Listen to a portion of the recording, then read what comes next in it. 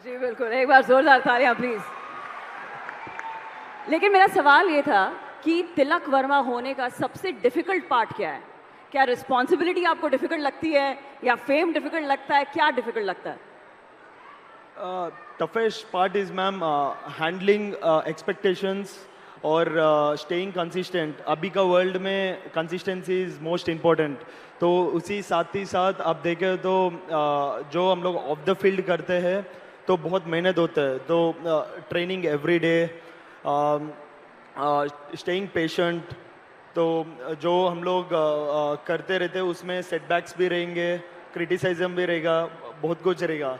तो बस ये दिखता है कि हम लोगों का रन सक्सेस और अपॉर्चुनिटी दिखता है, मगर उसके पीछे बहुत कुछ रहेगा। तो ये चीज़ मैं बोलना चाहूँ। सर यही सवाल मैं आपसे करना चाहूंगी, सीएम ऑफ महाराष्ट्र होने का सबसे टफ पार्ट क्या है? देखिए, वैसे तो हर दिन टफ है, समय टफ है, क्योंकि हम लोगों को तो हर रोज़ एक नया चैलेंज होता है। लेकिन मैं ऐसा मानता हूं कि लोगों के एस्पिरेशंस को आपको मैनेज करना है। हर व्यक्ति का कोई ना कोई एस्पिरेशन है जो वो आपकी तरफ देख रहा है और वो चाह रहा है कि आप उसके एस्पिरेशन को पूरा करें।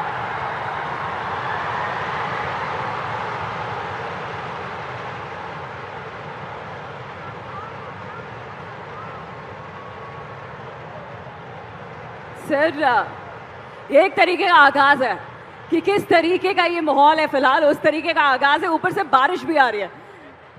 ये हमारे नागपुर के ढोल पथक है, इनके लिए एक बार जोरदार ताली बजाइए भैया।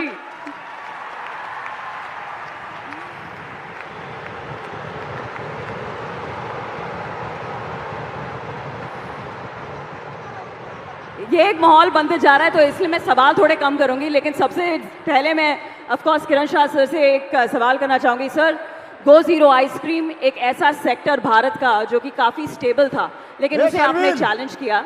आज स्टार्टअप शुरू करने में, जो कि आज बहुत सारे यंगस्टर्स अपना स्टार्टअप शुरू करना चाहते हैं, सबसे बड़ा चैलेंज क्या आता है और उसमें गवर्नमेंट ऑफ महाराष्ट्र आपकी क्या मदद कर सकती है?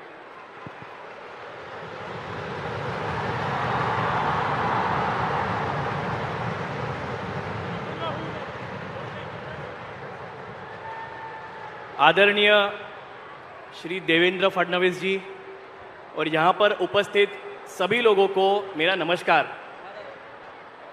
हम जब बचपन में हमसे पूछा जाता है कि बड़ा होके क्या बनोगे, तो स्टैंडर्ड आंसर ये होता है कि मुझे डॉक्टर बनना है, मुझे इंजीनियर बनना है, अब क्रिकेटर बनना है, यस पॉलिटिशियन बनना है। ऑलमोस्ट कोई भी ये नहीं बोलेगा कि मुझे फाउंडर बनना है। ये थी मेरे बचपन की बात।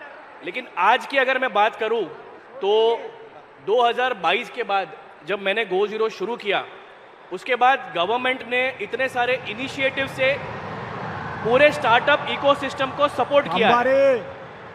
लेकिन फिर भी एक फाउंडर बनना यानी एक कांटों के रास्तों पे चलने जैसा एक व्यवसाय है। स्टैटिस्टिक्स कहता है कि 10 में से 9 स्टार्टअप तो बंद हो जाएंगे, फेल हो जाएंगे। That is the statistics. वो एक ही स्टार्टअप होगा जो बड़ा बनेगा और सस्टेन करेगा। तो इसीलिए स्टार्टअप के लिए पूरे इकोसिस्टम का सपोर्ट तो बहुत ज़रूरी है, लेकिन खासकर जो हमारी गवर्नमेंट है, तो उसके अंदर जो आपका क्वेश्चन है कि एक चीज़, वैसे तो बहुत सारे चीज़ों में सपोर्ट लगेगा, लेकिन अगर आप जो एक चीज़ की बात करोगे तो जो कंप्लायंसेस होते हैं उसके लिए अगर एक सरल और प्रिडिक्टेबल सिस्टम मिले। फाउंडर पहले 5 साल में एक छोटी सी टीम के साथ काम करता है, उसको बहुत सी चीज़ें देखनी होती है, प्रोडक्ट देखना होता है, कस्टमर देखना होता है, बिजनेस देखना होता है।